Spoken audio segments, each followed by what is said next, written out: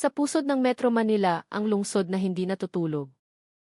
Habang ang ingay at gulo ng araw ay unti-unting nilalamon ng maalinsangan at malagkit na tropikal na gabi, isang trahedya ang naganap sa katahimikan sa loob ng isang EDSA carousel bus na tuluyang pumatay sa isang batang buhay sa ganap na katahimikan. Walang sigaw, walang kahit isang patak ng dugo. Ang pagkamatay ng dalaga sa simula ay tila isang malagim na atake sa puso, isang nakakalungkot na insidenteng medikal sa gitna ng syudad. Ngunit, sa likod ng tahimik na anyong iyon ay may nagtatagong nakakakilabot na katotohanan. Isang krimen na pinagtakpan ng isang halos perpektong senaryo.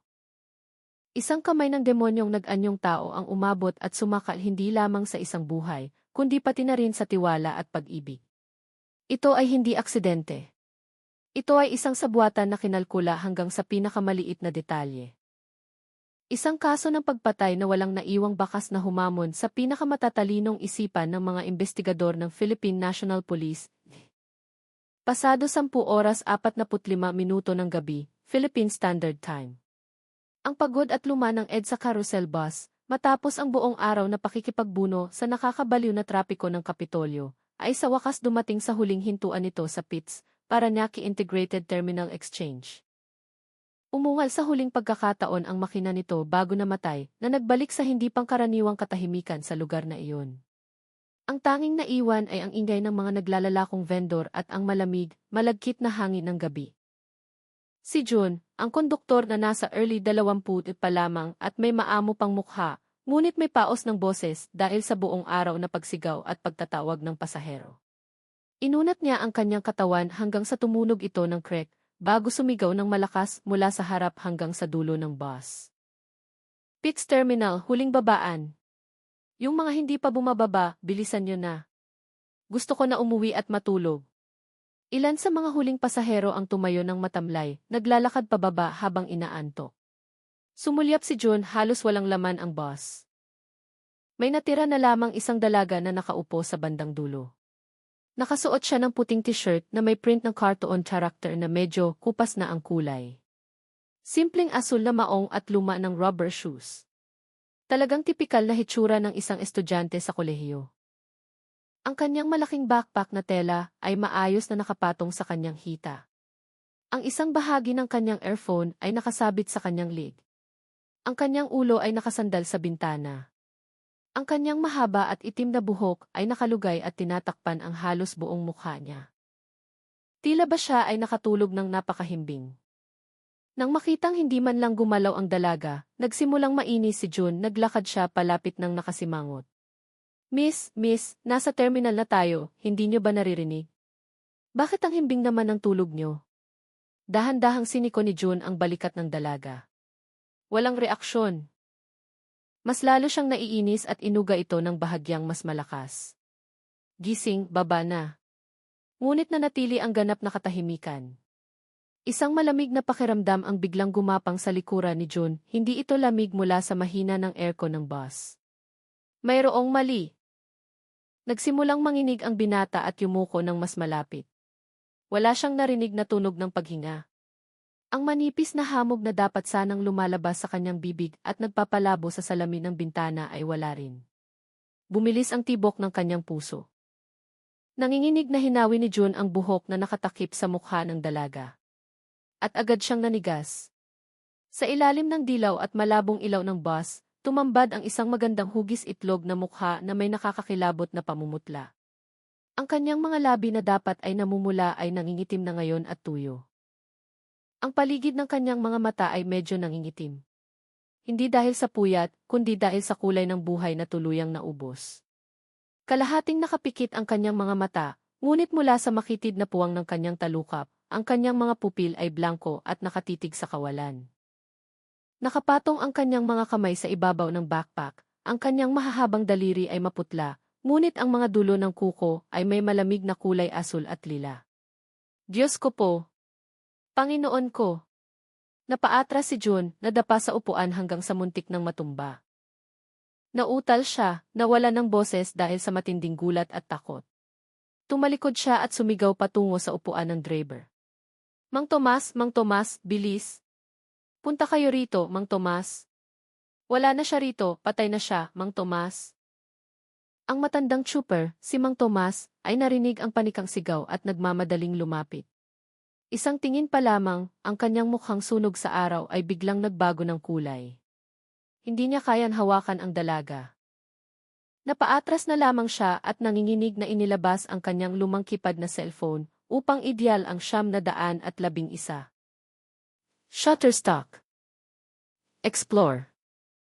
Ang balita tungkol sa bangkay sa loob ng bus ay kumalat ng mas mabilis pa sa sirena ng mga sasakyan ng pulis. Makalipas ang 15 minuto, ang buong lugar ng PIX terminal ay isinara gamit ang dilaw na police line. Isang umpukan ng mga usyosong tao ang nagtipon, nagtatangkang sumilip sa loob, nagbubulungan sa malalim na punto ng Tagalog.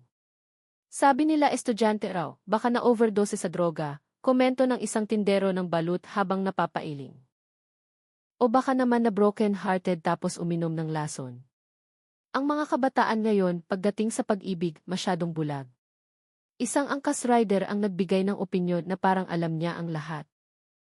Tingnan niyo nga, maayos pa yung damit. Nakaupo pa ng tuwid. Siguradong pinatay yan. Propesyonal ang gumawa ng peking crime scene para malinlang ang mga pulis. Sa loob ng cordon, sinimulan ng mga investigador mula sa scene of the crime operatives, SOCO, ang kanilang trabaho. Laking gulat nila nang makita ang crime scene na nakakapagtakang napakalinis. Walang kahit isang patak ng dugo, walang senyales ng paglalaban, walang armas. Ang lahat ng gamit ng biktima, mula sa cellphone sa bulsa ng kanyang maong hanggang sa ilang gusot na pera sa pitaka, ay kumpleto. Nakaupo ang dalaga roon, hindi gumagalaw sa pagitan ng buhay at kamatayan. Tila ba nakatulog lamang siya ng mahimbing, nag-iiwan ng isang peeping crime scene na humahamon kahit sa pinakamabibigat na investigador. Nagtrabaho ang forensic team ng buong gabi. Sa ilalim ng puting ilaw ng morgue, ang kagandahan ng kabataan ng biktima ay mas naging malinaw at ang kanyang kamatayan ay naging mas kalunos-lunos. Ang paunang resulta ng autopsy ay nagpakunot ng noo kahit sa mga pinakabeteranong investigador. Walang senyales ng pisikal na pananakit, walang bakas ng sakal, walang bakas ng iniksyon. Hindi rin nagpakita ng malinaw na pinsala ang kanyang mga organo. Mayroon lamang isang natagpuan, mga senyales ng matinding heart failure, acute heart failure. Tila ba eksakto itong kaso ng biglaang pagkamatay dahil sa sakit? Ngunit ang kutob nila bilang mga detective ay nagsasabi na ang kasong ito ay hindi ganoon kasimple. Bakit ang isang 21 taong gulang na malusog na dalaga ay biglang aatakihin sa puso sa loob ng bus?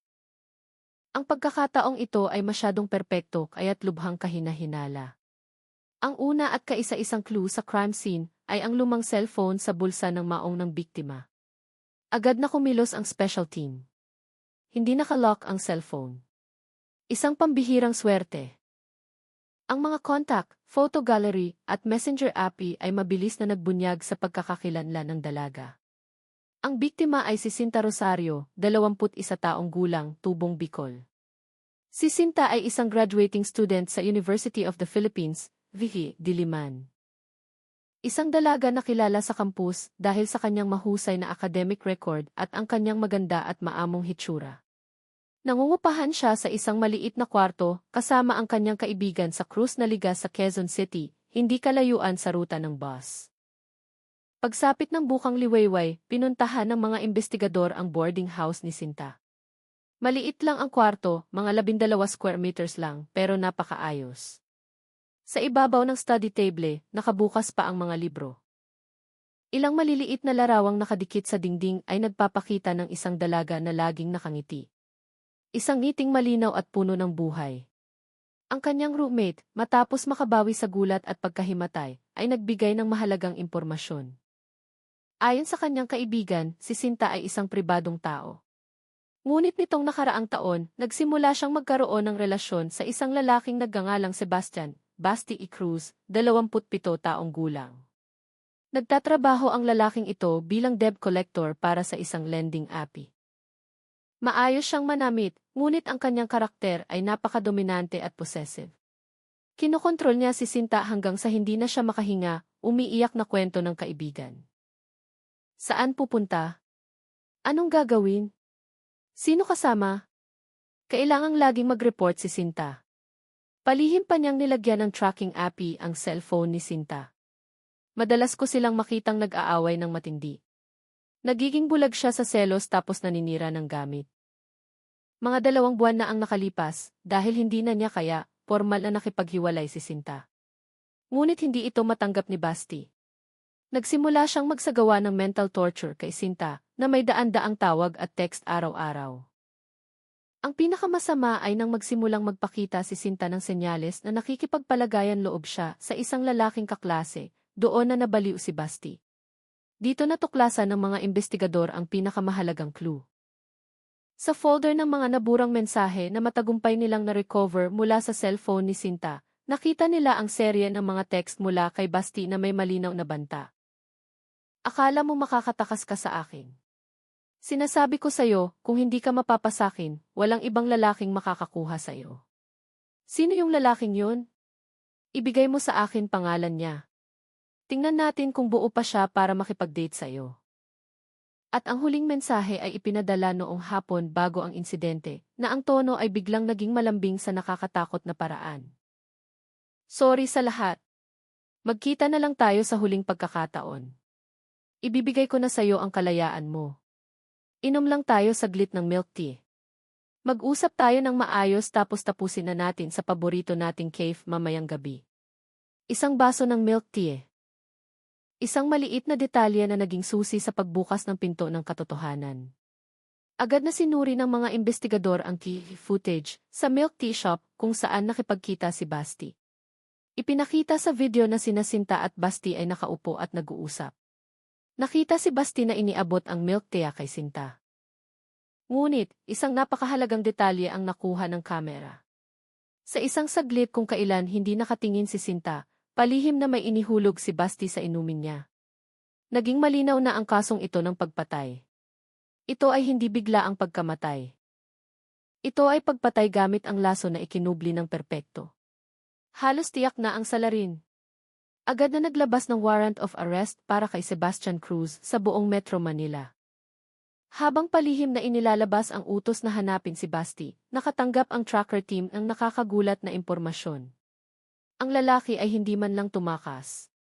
Patuloy siyang nagtatrabaho, patuloy ang pamumuhay na parang walang nangyari. Para sa mga tao sa paligid niya, si Sebastian Cruz, 27 taong gulang, ay nananatiling isang masipag na debt collector sa isang lending company. Nakatira siyang mag-isa sa isang maliit na studio apartment sa Caloocan City, isang maingay at siksikang lugar kung saan mas madaling magtago. Nagsimulang bantayan ng tracker team ang bawat galaw ni Basti araw at gabi. Nakita nila itong gumigising tuwing umaga, nagsusuot ng plansadong polo, nag-i-spray ng murang pabango, at sumasakay sa kanyang lumang motorsiklo papunta sa opisina. Ang trabaho ni Basti ay puno ng patuloy na presyon. Kailangan niyang tawagan ang mga may utang na hindi nakakabayad gamit ang lahat ng paraan, mula sa malambing na pakiusap hanggang sa pananakot at pamimilit para magbayad sila. Sa kanyang trabaho, ipinapakita ni Basti ang kanyang sarili bilang isang taong tuso, malamig at walang puso. Kaya niyang maging mabait sa mga babaeng kliyente para makakuha ng impormasyon, saka biglang magbabago ang tono ng pananalita na parang sanggano sa ibang may utang. Ang mabilis niyang pagbabago ng karakter ay ikinagulat maging ng mga pulis na nagbabantay sa kanya. Pagsapit ng tanghalian, karaniwang kumakain ng mag-isa si Basti ng tapsilog sa isang karinderya malapit sa opisina. Napakabilis niyang kumain. Hindi naaalis ang paningin niya sa cellphone, nagbabrowse sa social media. Naglalike siya ng mga litrato ng magagandang babae, nagkokomento sa mga pahina ng balita, lalo na sa mga balita tungkol sa pagpatay.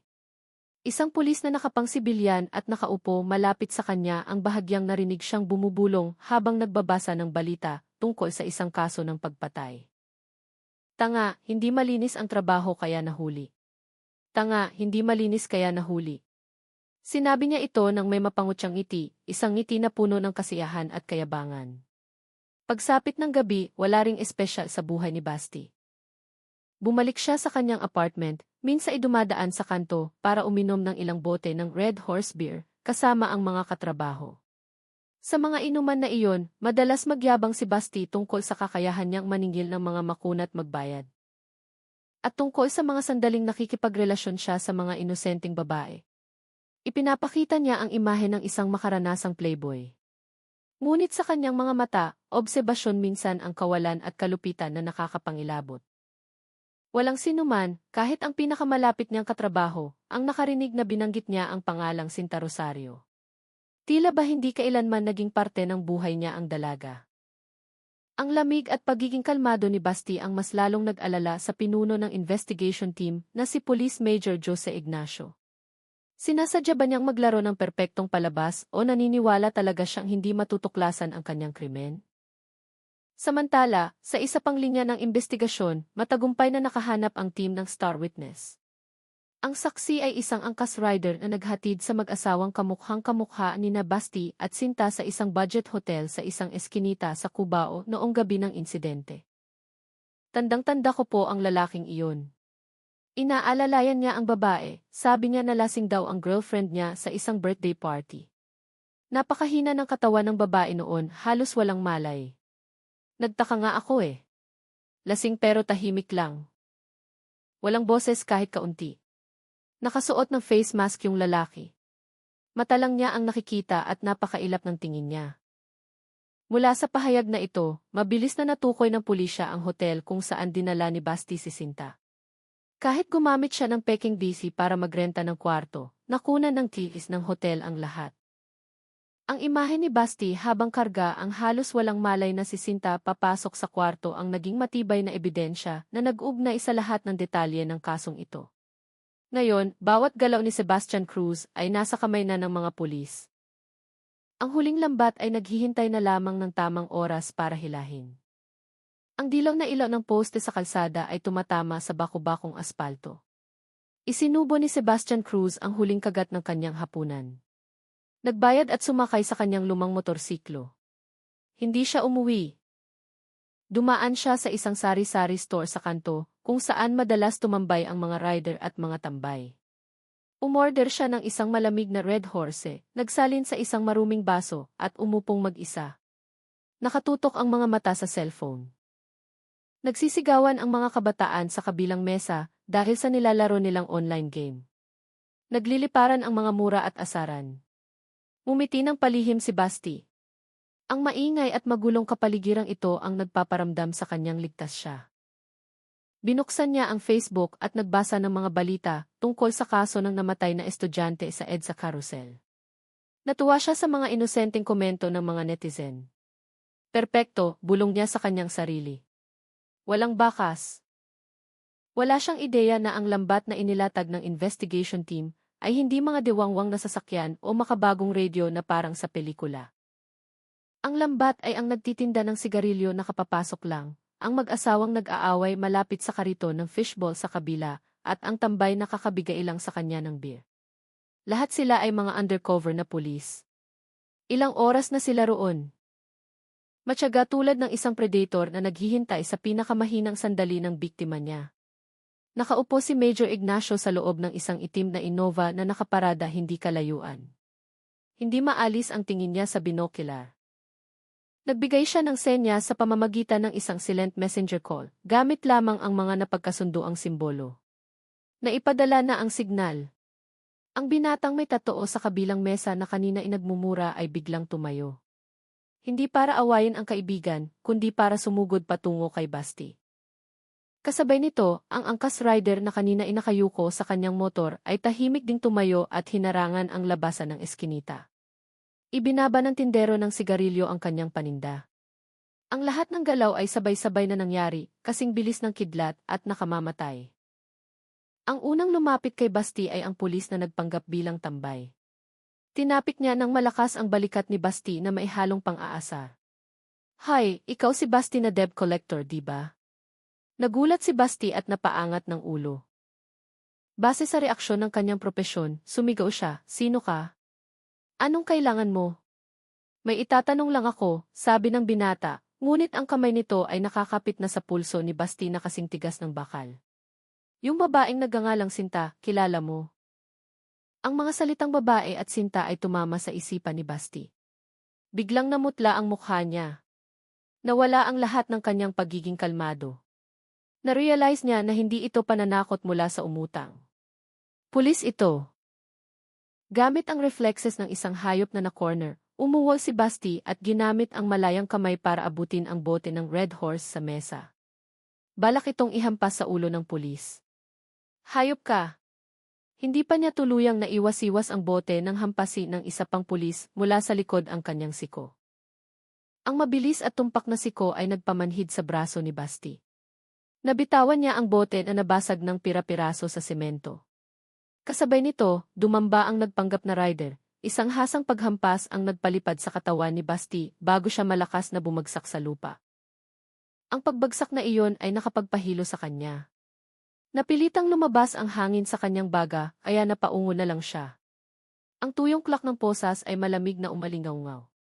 Ang kanyang dalawang kamay ay pinilipit sa likod. Ang kanyang mukha ay idiniin sa maduming sahig. Tapos na ang laban. Diyan ka lang, pulis ito. Ang boses ngayon ay mariin at malinaw. Ang lahat ay tumagal lamang ng ilang segundo. Brutal at epektibo. Natulala ang mga kabataang naglalaro ng game. Nanigas ang mga customer sa kanto. Hindi sila makapaniwala na ang payat na rider at ang maingay na binatang may tatoo ay mga veteranong investigador pala. Wala akong ginawang masama. Bitiwan niyo ako. Nagsimulang sumigaw si Basti, sinusubukang gumanap na biktima ng maling pag-aresto. Kalalabas lang ni Major Ignacio mula sa sasakyan at diretsong naglakad palapit kay Basti na nakadapa sa lupa. Lumuhod siya at tiningnan ng diretso ang nanliliit sa takot na mga mata ni Basti. Ang boses niya ay malalim at malamig. Gusto mo pa ring umarte? Yung cellphone na tinago mo sa ilalim ng kama mo, may mga magagandang video dun. Gusto mo bang i-play ko para mapanood nating lahat dito? Ang pangungusap na iyon ay parang masong tumama sa isipan ni Basti. Nanigas siya, ang buong katawan niya inanginig. Alam niyang tapos na ang lahat. Sumara na ang kurtina ng entablado. Namutla ang mukha niya. Wala nang natirang bakas ng dugo. Ang kanyang nakakakilabot na katahimikan ang kanyang naging huling pag-amin. Kinagabihan din iyon ay ni-raid ang kwarto ni Basti. Sa ilalim ng mabahong kutson, natagpuan nila ang ikalawang cellphone at sa loob nito ay ang mismong impyerno. Ang video ng isang maganda, walang kalaban-labang dalaga na pinagsasamantalahan ng isang demonyo. Ang kahindik-hindik na recording na iyon ay ang pinakamatibay na ebidensya laban sa hindi mapapatawad na krimen ni Sebastian Cruz. Ang nakakabulag na puting fluorescent light ay sumasalamin sa malamig na stainless steel na mesa sa loob ng interrogation room sa Enferpo. Nakaupo roon si Basti. Pusasado ang dalawang kamay sa upuan. Matigas na parang kahoy ang mukha niya. Nagdesisyon siyang magbingi-bingihan at magpipipipihan. Sa kabilang banda, walang tinatanong ang investigador.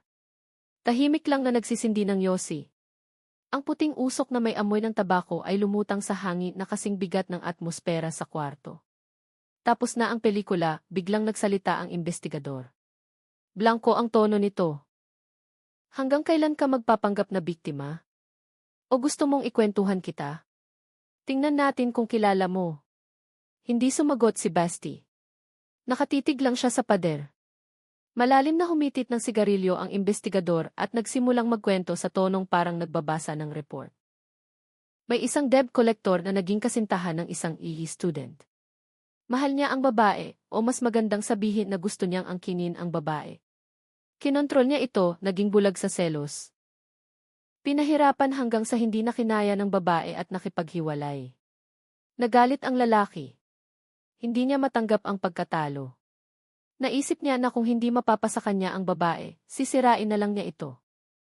Tumigil siya para ipagpag ang abo sa ashtray. Kaya naghanap siya sa internet. Pumasok sa mga underground forum, bumili ng isang bote ng liquid ecstasy. Inaya niya ang babae na uminom ng milk tea sa huling pagkakataon at ibinuhos ang buong nilalaman ng bote sa inumin nito. Nilinlang niya ang angkas rider, sinabing lasing ang girlfriend niya. At inakay ang babae patungo sa kwarto 305 ng budget hotel sa Cubao. Sa loob ng kwartong iyon, ginawa niya ang mga bagay na hayop lang ang makakagawa.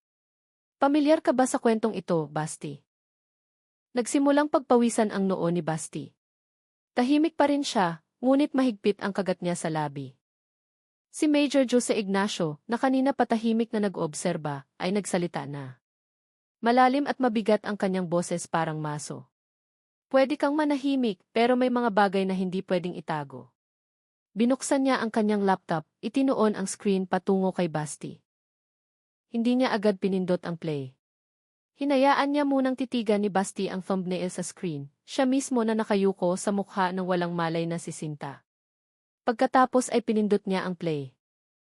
Walang musika, walang usapan, tanging ang tunog ng sarili niyang hingal na puno ng pagnanasa ang lumabas mula sa speaker ng laptop. Ang tunog na iyon ay napakahayag at nakakadiri, tumatama sa kanyang pandinig na mas nakakatakot pa sa 1,000 akusasyon. Nagsimulang gumalaw ang video sa screen. Ang demonyong nag-anyong tao ay binibigyang kasiyahan ang sarili sa ibabaw ng walang kalaban-labang katawan. Ah, itigil nyo, patayin nyo yan, sigaw ni Basti. Isang sigaw na pumunit sa kanyang lalamunan na puno ng takot. Nagwala siya na parang hayop na nakulong. Umuga ang bakal na upuan. Ang lahat ng kanyang lamig at tigas ng ulo ay gumuho sa isang iglap. Hindi siya natakot sa kanyang krimen. Natakot siyang harapin ang imahe ng demonyo sa kanyang sarili. Isinara ni Major Ignacio ang laptop, muling bumalot ang katahimikan sa kwarto. Ibinaba ni Basti ang kanyang ulo sa mesa. Nanginig ang kanyang balikat. Ngunit hindi siya umiiyak dahil sa pagsisisi. Umiiyak siya dahil alam niyang natalo na siya. Natalo sa isang kahiyahiyang paraan. Nasayang ang lahat ng kanyang pagpaplano. Kasalanan niya. Kasalanan niya iyon, nagsimula siyang bumulong. Paos ang boses. Siya ang nagtulak sakin. Naglakas loob siyang iwan ako para sa ibang lalaki. Minamaliit niya ako. At saka siya umamin. Inamin niya ang lahat, parang dam na sumabog, mabilis at marumi. Inamin niya na hindi pinahintulutan ng ego niya na mapunta sa iba ang pag-aari niya. Ang orihinal niyang plano ay gamitin ang video para gawing tau-tauhan si Sinta. Para sa tuwing gusto niya, kailangan lang niyang magpadala ng clip at susunod si Sinta. Para maramdaman niya ang impyerno, para hindi na siya maglakas loob tumingin sa ibang lalaki, sabi niya ng puno ng paghihiganti. Ikinuwento niya ang mga detalye ng nakakakilabot na gabing iyon. Matapos siyang painumin ng droga, inakay niya si Sinta sa hotel. Tuwang-tuwa ang puso niya sa pakiramdam ng tagumpay. Pinahirapan niya ito habang wala itong malay. Ngunit nang matapos ang kanyang pagnanasa, doon niya napansin na may kakaiba. Inuga niya si Sinta, ngunit walang reaksyon. Idinikit niya ang tainga niya sa dibdib ng dalaga. Wala nang pintig ng puso. Tarantang kinuha niya ang cellphone, binuhay ang ilaw at inilapit ito sa ilong ni Sinta. Hindi lumabo ang salamin dahil sa hininga. Patay. Patay na nga siya. Ang pagpanik ay tumagal lamang ng ilang segundo bago pumasok sa kanyang utak ang mas masamang ideya. Akala mo kapag namatay ka makakatakas ka na sakin, ungol niya sa bangkay. At pagkatapos, sa rurok ng kanyang kabaliwan, patuloy niyang ginahasa ang bangkay ng dalaga ng paulit-ulit. Gusto niyang igiit ang kanyang ganap na pag-angkin, isang pag-aari na kahit kamatayan ay hindi mapaghihiwalay. Nanatili siya sa kwartong iyon kasama ang bangkay ng halos 24 oras. Natatakot siya sa katok ng tagapaglinis ng hotel. Hindi siya nakatulog, nakaupo lang at pinapanood ang bangkay na unti-unting pumapasok sa yugto ng rigor mortis, paninigas ng bangkay at nag-iiba ng kulay. Paminsan-minsan ay kinakausap niya ang sarili, minumura si Sinta dahil sa pagsira sa kanyang perpektong plano. Ang plano kung paano itatapon ang bangkay ay pinag-isipan niya ng mabuti. Alam niyang hindi niya ito pwedeng itapon sa ilog o ibaon dahil madali itong makikita. Nakaisip siya ng ideya na gumawa ng peking crime scene para magmukhang biglaang namatay si Sinta. Naghintay siya kinagabihan kung saan matigas na ang katawan ni Sinta at mahirap ng bihisan. Pinaghirapan niyang ibaluktot ang mga kasukasuan ng kamay at paa ng bangkay para maisuot ulit ang mga damit nito. Inilagay niya ang backpack sa likod ng dalaga at binuhat ito. Ikinuwento niya na ang pinakanakakakilabot na pakiramdam ay nang isakay niya ang bangkay sa motor. Ang likod niya ay nakadikit sa malamig at matigas na dibdib ni Sinta. Ang ulo ng dalaga ay palaging nakalaylay sa gilid, tumatama sa kanyang balikat tuwing uga ang motor. Pinili niya ang bus papuntang Quezon City dahil iyon ang laging sinasakyan ni Sinta. Isang huling setup na puno ng kabalintunaan. Inalalayan niya ang bangkay paakyat ng bus, Nagpapanggap bilang isang maalalahaning nobyo na nag-aalaga sa kanyang lasing na nobya. Pinili niya ang pinakalikod na upuan. Isinandal si Sinta sa bintana, inayos ang buhok nito para magmukhang natutulog lang. Nang matapos, palihim siyang bumaba sa hintuan bago ang huling terminal. Hindi na siya lumingon at nakisabay sa maraming tao, naniniwalang nakatakas na siya sa batas. Ang pag-amin ni Sebastian Cruz ay bumuo sa pinakamatibay na ebidensya laban sa isang taong nawalan na ng lahat ng kanyang pagkatao. Sa paglilitis sa Regional Trial Court sa ilalim ng hustisya ng Pilipinas, habang nakaupo sa silya ng akusado kaharap ang pamilya ng biktima na walang humpay ang pag-iyak, hindi man lang nagpakita ng anumang senyales ng pagsisisi si Basti. Nakayuko lamang siya at patuloy na inuulit ang dahilan na nawalan daw siya ng kontrol dahil sa pagkakanulo sa kanya. Matapos suriin ang lahat ng ebidensya, napatunayan ng hukom na ang ginawa ni Sebastian Cruz ay planado. Ang pagpatay ay sinadya at isinagawa hanggang sa dulo sa napakabrutal at kalunos-lunos na paraan. Hindi lamang niya kinuha ang buhay, kundi nirakan din niya ang dignidad ng biktima kahit matapos itong mamatay.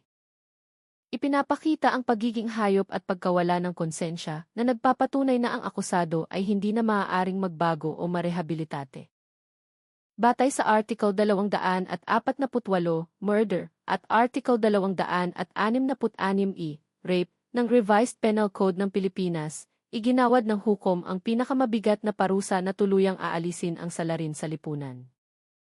Dahil hindi na ipinapatupad ang death penalty sa Pilipinas, iginawad sa kanya ang reclusion perpetua para sa krimen ng pagpatay. At isa pang reclusion perpetua para sa panggagahasa ng walang pagkakataong makaparol, na magsisilbing panghabang buhay na pagkakabilanggo niya bilang pinakamataas na parusa. Naibaba na ang sentensya, ngunit ang mapait na iyak ng isang inang nawalan ng anak na babae ay patuloy na umaalingaw sa loob ng korte. Isang masakit na paalala kung gaano kanipis ang linya sa pagitan ng pag-ibig at mapaminsalang pagnanais na mag-angkin. Ang trahedya ni Sinta Rosario ay isang malakas na babala. Ang tunay na pag-ibig ay itinatayo sa pundasyon ng respeto at kalayaan, hindi ng kontrol at pagkakadena. Sana sa pamamagitan ng kwentong ito, tayong lahat, lalo na ang mga kabataan, ay matutong kumilala at maglakas